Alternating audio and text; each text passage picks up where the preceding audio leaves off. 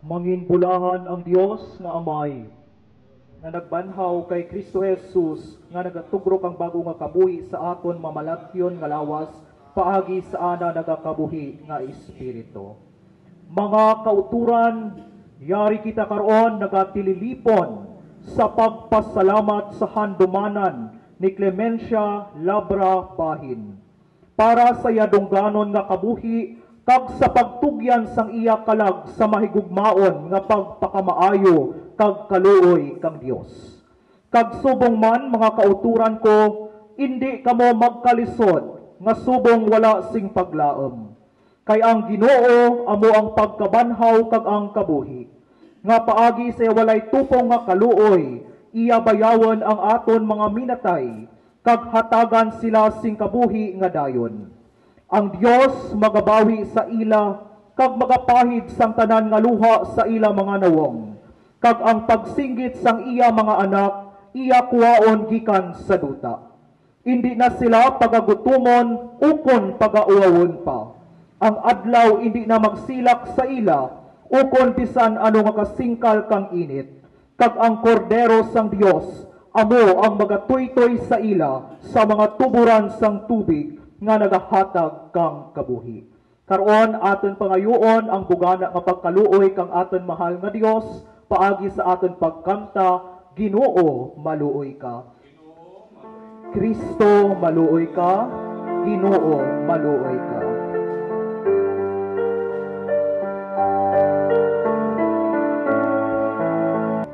Ang Ginoo manginyara sa inyo, ang manginyara man sa inyo. mga muyo kita. O Ginoo Diyos sang kabuhi, batuna ang amon pangamuyo, nga amon ginapatuhoy para sa kalag ni Clemencia Labra Bahin. Nagapanawag kami sa imo nga imo tipigan, ang kalag kang imo alagad nga nagtaliwan, kag ibugay sa iya ang kabuhi nga dayon, dito sa imo langitnon nga ginharian, agud iya maambit ang kalipay, upod sa imo ginpakabalaan. Pinaagi kay Hesukristo nga amon Ginoo, nga nagakabuhi kag nagahari, boylog sa imo kag sa balaan nga espiritu, isara ka Dios ngan kag sa walay katubtuban. Magapungko ang tanan para sa aton mga pagbasa. Ang nahuna nga pagbasa naghalin sa libro ni Propeta Isaias, Kapitulo 25, versikulo 6, tugtog 9. Diri sa bukid sang Sion, nagapreparar ang Ginoo nga makagagahom sang iya isa ka pusyon para sa tanan nga katawhan. Mga manamit nga pagkaon kag ilimnon ang iya ipreparar. Kag sa siniman nga bukid, pagakuhaon niya ang kasubo sang mga katawhan sa tanan nga nasyon. Dulaon sang Ginoong Dios ang kamatayon kag pahiran niya ang mga luha sang tanan nga taho. Kuhaon niya ang kahuy-anan sang iya katawhan sa bug-os nga kalibutan. Matabo gid ini kay ang Ginoo mismo ang nagsiling sini. Kun matabo na ini, magasiling ang mga taho. Siya ang aton Dios. Nagsali kita sa iya kag ginluwas niya kita. Siya ang Ginoo nga aton ginsaligan. Magkalipay kita kag magkinasadya kay ginluwas niya kita. Nagaling sa sulat ni San Pablo sa mga taga-Tesalonica, Kapitulo 4, versikulo 14, tubdog 17. Nagapati kita nga si Jesus napatay, kag nabanhaw. Gani, nagapati man kita nga banhawon sang Dios ang mga nagkalamatay nga nagtuo kay Jesus, kag nagpaudpod niya sila kay Jesus. Ginasugid naton sa namon sa imo nga suno sa gintudlo mismo sang Ginoo nga kita nga mga buhi pa sa pagbalik sang Ginoo, hindi maguna sa mga magkalamatay. Sa sini nga tion, ang Ginoo mismo nagapanaog halin sa langit nga may pagmando. Mabatian ta nga pagtawag sang pangulo nga anghel kag ang tunog sang trompeta sang Dios. Kag ang tanan nga nagkalamatay nga nagtuo kay Kristo banhawon anay. Pagkatapos kita nga mga buhi pasa sini nga tion sabniton upod sa ila sa mga panganod sa pagsugata sa Ginoo sa ibabaw. Kag maging kaupod kita sa Ginoo hasta sano. Diri natapos ang pagbasa. Salamat sa Diyos. Ang Ginoo manginyara sa inyo. Kag manginyara man sa inyo. Ang santos nga ebanghelyo sang aton Ginoong Hesus Kristo sunod sa sinulatan ni San Juan, kapitulo 11 nga nagaumpisa sa ika-38 nga bersikulo. Himaya sa imo, Ginoong Hesus Kristo. Sa Jesus nga sa liwat na tublagid nagkadto sa lubngan. Ini nga lulubngan isa ka kuweba nga natakpan sang isa ka bato. Sa Jesus nagsugo, kuhaan ninyo ang bato. Si Marta nga utod sang napatay nagsabat, Ginoo, mabaho na siya, kay apat na kaadlaw nga nalubong siya. Si Jesus nagsiling sa iya, Hindi bala nga ginsiling ko sa imo nga kung magtuo ka, imo makita ang himaya sang Dios. Dayon ginkuha nila ang bato. Nagtangla sa Jesus kag nagsiling, Amay, nagapasalamat ako sa imo, kay ginapamatian mo ako. Naibaluan ko nga sa gihapon, ginapamatian mo ako. Pero ginasiling ko ini tungod sa mga tao nga yari diri, agad nga magtuo sila nga ikaw ang nagpadala sa akon. Sa tapos siya makasiling sini, nagsinggit siya, Lazaro, gwa ka. Ang napatay nga tao nagwa. Ang iya mga kamot kag mga tiil na samburan sang panapton sa lubong, kag ang iya guya na putos sang panapton. Sa Jesus nagsugo sa ila, hubari niyo siya kag palakta. Mga kauturan, ang mayong balita sang kaluwasan sang aton Ginoong Hesus Kristo. Kabay nga sa pagkabasa kanyang pulong, mapanas sa natin nga mga sala. Amen. Sa ngaran kang Amay, kang Anak, kang Espiritu Santo, kabay pa. Ang anuman nga mabag-at kung aton ginabuligan, mangin mamag-an. Gani ang kasubo, ang kalisod nga ginapangatubang, kangjang pamilya, labra, kagbahin, ginaunungan natin pagi sa aton presensya sa kadyang mga tinion. Gani kay imaw, kang aton na kura paruko, rekto sa Union Libertad, si Father Judel, si Father Yukyok, kay imaw kang iyong kabus nga lagad bilang mga taga San Pedro. Nagapalabot din, kang amon nga pagunong, kay mao kang aton choir, no? Kang aton nga sakristan nagyay si Lord aton chief sakristan Isaraman Calabra. Nagapalabot kita kang aton nga pagunong kag simpatiya sa Labra kag Bahin family sa pagdaliwan kan aton pinalangga nga si Lola Clemencia. Isa ra ka asawa, nanay kag aton bugto kay Kristo.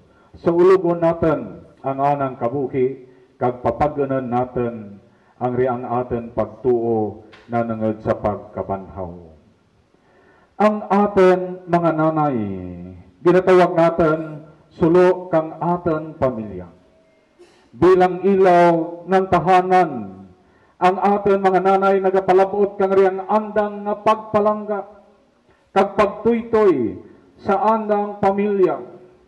Ang nanay nga kung sa din katimbang kang tatay sa pagpasad kang riang panimalay, may anaman papel bilang tanda kang anang pagpakigbanghin sa riang katendanan nga gintugro kang Dios sa lalaki kag babahi, sa pagpasad kang anang ginharian rigya sa lupa, kag riang katuyuan kang Dios nga ibalik kita kana halin sa aten pagkahilway sa pagkaulipon sa sala kag kamatayon, kayang Dios nagbuot nga tana magapadara kang anang manunubos, kang anang manluluwas kag gintuman kang Dios paagi sa pagpadara na kay Kristo Jesus, nga tandaan natin ang Dios gid bisan pa nagkilala kang riang kinaiya kang nature, nga kung sa din kang ginbuot kang Dios, nga bisan pa ang diyang aton manubos ka sa Ginoong Kristo, ginpanamken paagi sa gahom kang Espiritu Santo, pero rigyan sa tagoangkan kang anang nanay nga si Maria, wara pa mataho ang diyang manubos, makitan rin natin ang riang pagpalangga, pagatipan kag pag-amling kang isara kananay sa anang nga bata. Sa Birhen Maria sa anang pagkabuhi, kung aton usisaan ang anang nga kabuhi, isara lamang tana ka lamharon, kung kang mga biblical scholars 14 anyos nga isara ka babae, ulay nga dalaga, kagwara gid man ti makuon natin mataas nga tinun-an nga ipabugal sa anang kaugalingan, pero tana ang ginpasulabi labing bulahan nga babae sa tanan, nga ginpili kang Dios agad mangin nanay kang anang nagpakataho kag bugtong nga anak. Mga hinigugma ko nga mga kabugtuan sa Ginoong Kristo, aton tangdan nga regyan sa pagpakasakit kag pag-antos kang isara kananay nataho kita sa diyang kalibutan. Gani si Jesus sa anang kabuhi nagpakita kang bahol nga pagtalupangod kag pagkilala kang riang pagpalangga kag pagsakripisyo pagatipan kang isara kananay. Si Jesus bisan parigyan ren sa punto kang anang kabuhi, tagamatayon nagadupahan sa krus, pero antes tana mabugtuan kang anang ginhawa. Anagid ginbalikid ang anang nanay nga si Maria rigyan sa tiilan kang krus, kag makita na ang kasubo kang isara kananay, nga makitaan ang anang bata nga nagaantos kag tagamatayan, pero wara ginlamang ginlantaw na Jesus ang anang kaugalingan, sa baylo ginturok na si Birhen Maria kag gintugyan tana sa anang gintutunan, ang anang labing hinigugmang gintutunan nga si Juan. Gani isara sa pamalandungan natin sa tagsa ka Semana Santa. Sa tinion kang ginatawag natin 7 palabras, 7 last words. Ang ginkuon na Jesus, anak, yari ang imo Eloy, Eloy, yari ang imong na anak. Sadyang pinasahi nga pamulong na Jesus, makitaan natin ang riang relasyon kang isara kananay sa anang bata. Isara ka bata nga nagulikid sa anang nanay, kag nagkilala kang nangin pagsakripisyo, kag pagpalangga, kag pagantos, kag isra kag ginikanan. Kag bisan pa ang pagkakinanglanan, kang anang mga gintutunan, nga sanda bilang sumulunod ni Kristo, magasunod sa nagihan kang aten Ginoo, sa pagtuman kang riang misyon ni Kristo sa kalibutan, nga kung sa din ipalapnag ang mayad nga balita, kang riang mangin kaluwasan kang Dios paagi sa anang pagkabanhaw. Kag ang diyang simbahan, ang anang mga gintutunan, ginpaidalom sa paginakop ni Birhen Maria, kang magkuon sa Jesus, anak, yari ang imong Eloy. Agad ang riang pagkamasinulundon kang bata, kang riang simbahan, sa pagbulotan kang Dios, sa responsibilidad kang isara kag ginikanan, manginridyan sa gihapon para kanaten. Gani bulahan ang mga kabataan nga masinulundon sa mga ginpanudlo kang andang mga ginikanan. Kay kuon kang San Pablo sa anang sulat sa mga taga-Episo, Kapitulo 6, mga anak, tamuhura ang imong amay kag ang imong Eloy, kay amo dia ang nauna kag bahel nga sugo, kay kon himuon mo dia manginmayad ang imong paraabuton.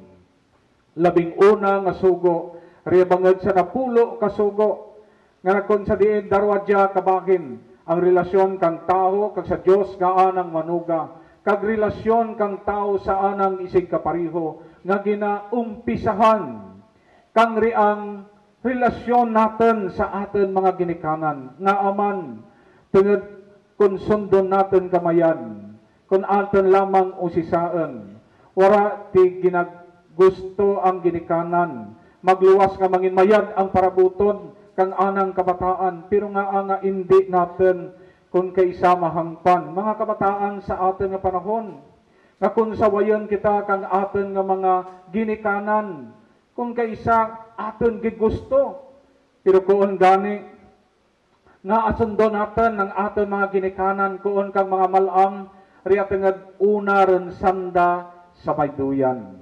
Rigyan rin kananda ang eksperyensya kang kabuhi, kay masami makuon ang mga malam, kung feeling natin mas maaram pa kita kananda kuon kang mga malam, tuto, nagapaagto palang timo, nagapabalik rantakan. Tinadirigyan rin ang kinaaram kag pagangop sa kabuhi, gaginagyan kang aton nga mga malam, kung lamang ang kabataan magpamati, sigurado